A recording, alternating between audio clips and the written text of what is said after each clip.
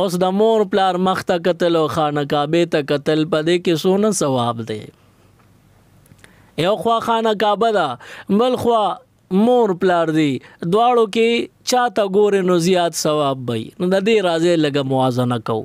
نور احادیثو نه دا معلومیږي حاجی باندې شپږ شلې رحمتونه روزانه راوریږي. اوس په دې شپږ شلې رحمتونو کې شپېته رحمتونه په هغه چا نازلېږي کم خلک چې لګیا دي دې وخت کې د خانه کعبې شریفې نه چار چاپېره طواف کوي.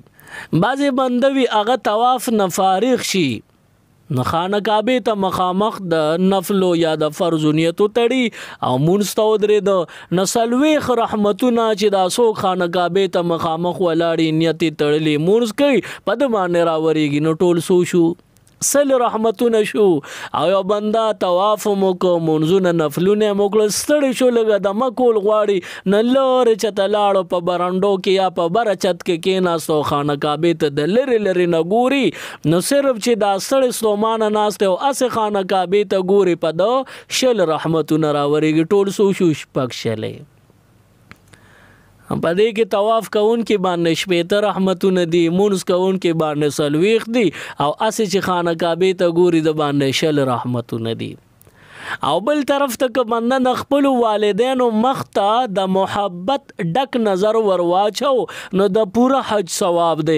نو خانه کعبې ته کتو باندې شل رحمتونه راځي، مور پلار ته په کتو شپږ شلې واړه ټول رحمتونه نازلېږي نو چاته کتو کې زیات ثواب شو. ظاهره ده چې مور پلار ته په نظر د کرم سره کتو کې زیات ثواب دی. मज़ीद Islamic videos देखने के लिए हमारे YouTube चैनल दीन और दुनिया को ज़रूर सब्सक्राइब करें और बेल आइकन ज़रूर प्रेस करें ताकि हमारी हर एक वीडियो की नोटिफिकेशन आपको मिल सके.